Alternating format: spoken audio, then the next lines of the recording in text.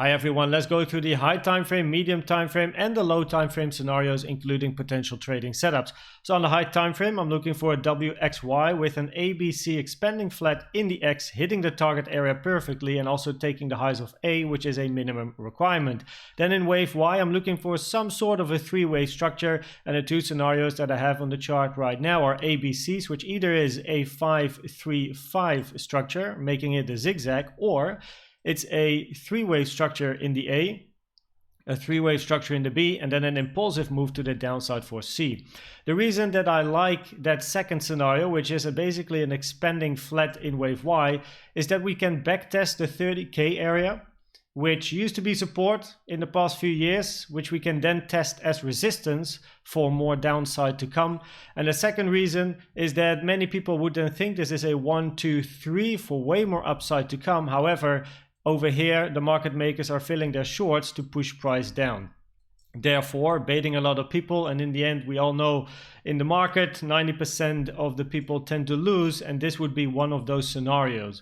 Now, a potential trading setup is trading around this target box over here with some short positions, entering these, stop loss somewhere above the target box, and then eventually trading it to the downside, where we have the target of wave Y at 10.8K. Nice confluence as well with an untested support area after the big bull run that we had. So this is an interesting area for potential long setups where one can enter around this area.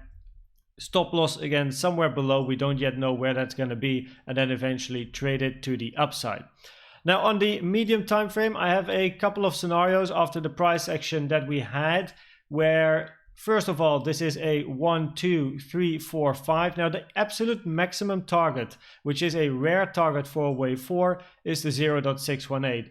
And if I show that on my chart here, wave 4 targets with extended wave 3, you can see that the 0.618 is dark, which basically means it is a rare target for a wave 4. So it is still valid for a wave 4 because the main invalidation for a wave 4 is taking or entering the price action of a wave 1, which sits at 23.5K. So this is stretching it, guys, but stretching it like this is the original invalidation is basically getting inside the price action of this wave 1, and this rare target for a wave 4 is still valid. Taking the highs of this wave 4 is on paper also still valid. I would have liked to see it different, but on paper, with the rare scenarios that can happen, this is still something valid. In this 1, 2, 3, you can see that wave 3 ended perfectly at this 3.236 Fibonacci over here in this target box. That was very nice. And then a potential short setup is trading around this 0.618 for a wave 4. Then the stop loss at the invalidation, which is at 23.5, and then trading it to the downside for then a potential wave 5 or some sort of structure, but eventually more downside. The second one that I have is that this could then be an ABC. However, what I don't like is that wave C went below the maximum target for an ABC. And as you can see, I didn't do too much analysis. I've been messing around. So if this is a 3-wave A, 3-wave B, and then eventually a 3-wave C or a 5-wave C, I have a couple of problems. First, wave C went below the 1.618 for the maximum target. Also, if this is indeed an ABC, it should be a zigzag, but this looks to be a 3-wave structure. So in an ABC, you want to see this being a 5-3-5, or if you want an ABC flat, it needs to be a lot higher to get a 3, 3, and then a 5-wave move in the C. Now B didn't go very high, so the flat scenario is therefore already invalidated, and this doesn't really look like a 5-wave structure in wave A, at least very difficult so.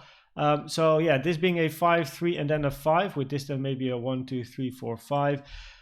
One has to look in this lower price action, but this looks like a 3-wave structure. So yeah, this is not really my favorite scenario. And then the last one is a WXY then. So we have a 3, 3, and then another 3. But then wave Y went below the maximum target of the 1.618 trend-based fib extension from the high of W to the low of W to the high of X. So also this scenario I don't really like, but I'll make sure to check up on price action, especially this structure, after this video as well. Then on the lower time frame, I actually have quite a lot of scenarios.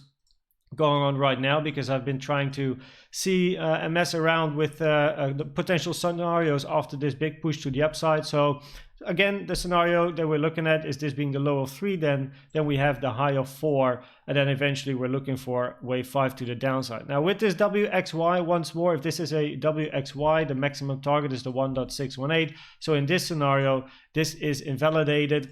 Also guys, actually I remove it, but this is important.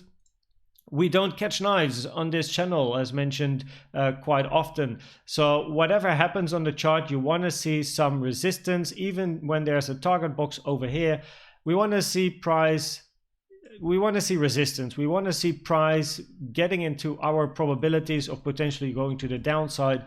We don't just enter because there's a target box or a potential setup. We wait for price to show his hand, and after the big volume push over here, shorting over here is not a good idea. No financial advice, but that's my opinion. So yeah, this being a WXY currently is kind of invalidated as well, as we went above the maximum target.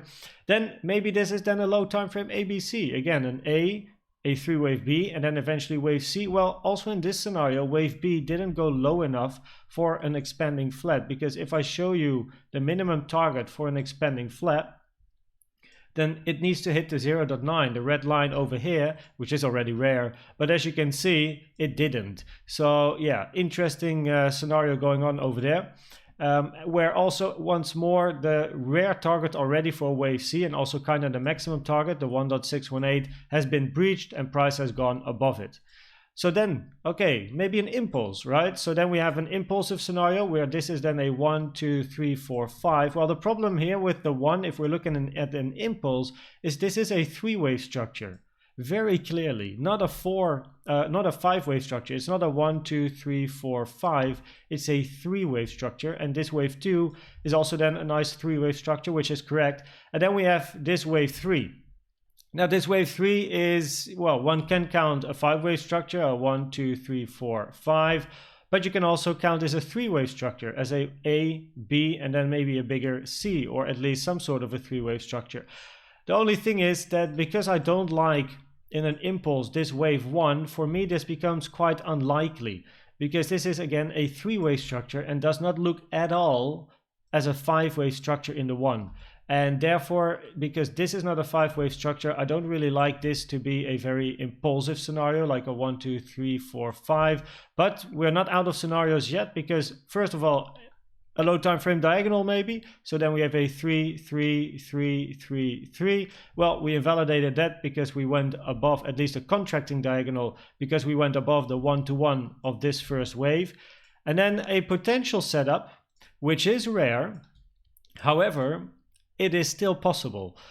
So with an expanding diagonal, wave 3 has to be longer than wave 1, which it definitely is in this scenario. And then wave 1 is a 3-wave, wave 2 is a 3-wave, then wave 3 is also a 3-wave, followed by wave 4, and then another wave 5 that is also a 3-wave. So then you get a 3, 3, 3, 3, 3 expanding diagonal. These are pretty rare, not gonna lie, but in a wave 4, it's possible as a first like leading type of structure. So then this would be a bigger A, B, C in a wave 4. But then also, if we have to think about, is this then a wave 4 on the medium time frame? If this is only the beginning of a bigger like A, B, C, for example, like a 5 and then 3, 5, then eventually the C that we're gonna have over here is gonna go above the 618 that we had on the medium time frame. So basically this one, as well as the potential wave 5, is going to go too high, and as you can see, the invalidation is right here at 23.5k. So yeah, it's so interesting what price is doing right now, but also it's a little bit abracadabra. And then the final one is this being an expanding flat, where this wave A is still not finished, or at least could be finished, because we're at the 0.618, then expecting a retracement to the downside. So we would have a 3-wave in the A. But as I just shown on like with the other scenarios, seeing this as a 3-wave structure, it starts to become a little bit different. But also as an impulsive structure, it's not very nice. So we basically need to wait for more, at least on the lower time frames, for price to show us what it wants to do and what direction it wants to go, to eventually get a little bit more clarity on the waves on the lower time frames. Because besides, of course, me showing you the preferred scenarios or eventually alternative scenarios, in this video what I've done is I've basically shown you many different scenarios, and I've shown you what I like, what I don't like, for educational purposes. How can you use Elliott waves counting this structure? What options do you have? How do you invalidate options, and how do you validate options? And based on all of that, sometimes price action simply is not so clear. And because of that, trading setups can be very difficult to find. So this is one of those moments where, yeah, is this a wave 4 or are we something else? Well, currently we're still in a wave 4 as the invalidation hasn't been hit. But on the lower time frames, it's quite difficult to know exactly what is going on. And that is also Elliott waves. And the only thing we can do is try to find the best scenarios, invalidate some, validate some, and eventually wait for more price action to then get to a very high probability setup. Because on the lower time frame currently, the setups, every one of them is not necessarily a very high probability setup. The only higher probability setup on the medium time frame is shorting where we are now, with then the invalidation over here. But then again, this is an impulsive move, and first we want to see price finding a clear resistance. We want to make sure it checks our requirements before entering positions. So yeah, we have to wait and see what price does. But for now, I'd like to thank you for watching this video and sticking to the end. Check out this video for my detailed low time frame count since the high that we made of wave C, this video for all my 4 high time frame scenarios, and this video for my most recent video. Thanks for watching and subscribing, and see you at my next video at 1 p.m. Central East European time. Bye bye.